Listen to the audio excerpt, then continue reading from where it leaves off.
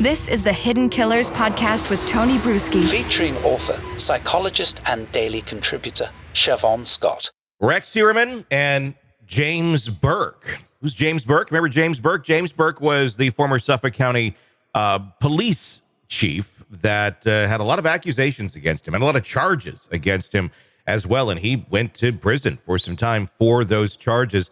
But questions still remain when we look back at the story of Rex Heuermann and the many, many years of his alleged terror, if you will, with sex workers near Gilgo Beach and the supposed alleged frequenting of these same sorts of individuals by James Burke, who had a lot of power.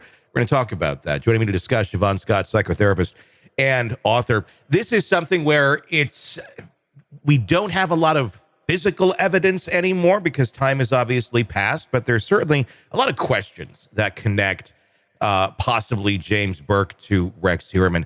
When investigators, they're still combing through this. We don't know. I don't think it's the end of the day yet for James Burke in terms of charges. That's just my speculation. But how do we go back and look at some of the facts that we know about the two individuals and maybe try and connect some dots? Are there ways beyond just physical evidence to look at the profile of these two individuals and some of their actions and maybe find out more of what James may have been involved in or not involved in at that point in time where Rex was running loose, allegedly?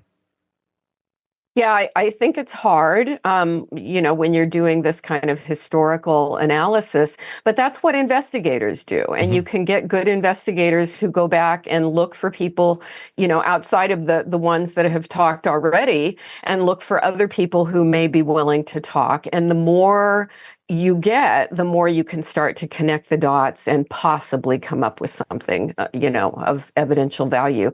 The thing that just everything about James Burke is shocking and disgusting, and it makes us wonder again, who can we trust in law enforcement? It's shocking, and the thing that just, of course, kicked me in the gut was interest in snuff films, which apparently came from two sources, and that, of course, is so horrendous. We can't help but think of Heuermann. It really makes you wonder. I mean, we're talking two people in the same geographic area. You want to think there's not a ton of people into these sort of things, but there's certainly a handful at the very least. And they seem to, kind of run in some of the same circles if they're not just keeping to themselves. And unfortunately, a lot of them do not keep to themselves. There's been allegations that have been made by people claiming that way back in the day, two of them were at a party together. It was a claim. It was a claim that was made by a woman who was a sex worker. And it's one of those things where society doesn't want to really believe individuals that have that as their line of work, if you will. But it doesn't necessarily mean that they're lying by any stretch of the imagination. How do you dig deeper into that to determine the validity of such a statement? People tend to not want to believe the worst about law enforcement, and they tend to not trust sex workers. So I think, again, it's kind of an in-depth interview. Does the person seem cogent? Do they seem clear? Do they seem logical? And can they list specifics? And can they give a consistent story over time? Because people who are telling stories, as I've said before, they contradict themselves, if you do multiple interviews. And I think you're looking for consistency. You're looking for collateral information. Does it all add up? And can you find more people who would be willing to come forward and talk about it? Obviously, Burke is not in any sort of power anymore, just has a really horrible record behind him and doesn't really speak publicly. It's understandable why. But you look back at his track record, the civil rights violation that he was charged with. For people who don't know, someone stole a duffel bag out of his trunk. And in that duffel bag was sex toys, pornography, allegedly snuff film. And many other things that were connected. Obstructing justice, he allegedly, beat up the guy, handcuffed him, and beat him, and instructed others to not talk about it. So not in power, but he was within a structure where there was others willing to go basically to bat for him and say, yep, don't know anything about this. That's not an easy thing to remove out of a system just because the leader is gone. And we're talking, it's been several years now since he's been removed. But, we're talking the years where the investigation should have been going on and wasn't necessarily going on. How do we know that there's still not some folks in there that may be helping to still cover this sort of thing up?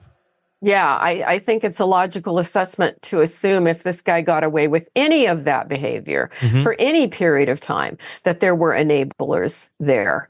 And I would be looking really closely at, doing an investigation, higher authority looking at this department and really trying to take apart with in-depth interviews and in-depth looking at history and looking at other questionable things that happened and trying to determine the full extent of the, I don't know. I was going to say corruption. It's worse than corruption. I don't know what the right word would be, but yeah, I mean, it's complicity to a crime. I mean, just to horrible behavior.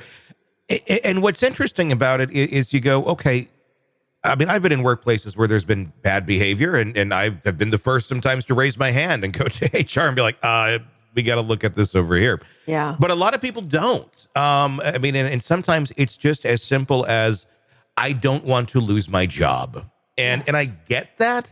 But when we're talking like the level of depravity in some of these situations, if you're not willing to go and speak up and say something, I mean, is that a logical answer of saying, I don't want to lose my job, so that's why I'm not going to talk about something, this horrendous? Yeah, no, I have, when I worked in the government system, in years past, various places, I was always the one raising my hand and saying, this is not okay. This is not cool. And it does shake the system up. And sometimes, it means you end up leaving the job when you're not listened to. But we need to know we can trust the police. We need to know that. And we've got to hold them to the highest ethical standards and not tolerate this kind of stuff. And so I think the allegations mean let's take it really seriously and investigate it. Be very interesting as this all continues to unfold. Want to listen ad-free? Want advanced access to all of our interviews before anyone else? Become a True Crime Today Premium Plus subscriber on Apple Podcasts. You get every episode commercial-free. So you can binge on true crime until you can binge no more. Search True Crime Today Premium Plus on Apple Podcasts now, or go to our podcast page and sign up now. More of the Hidden Killers podcast next.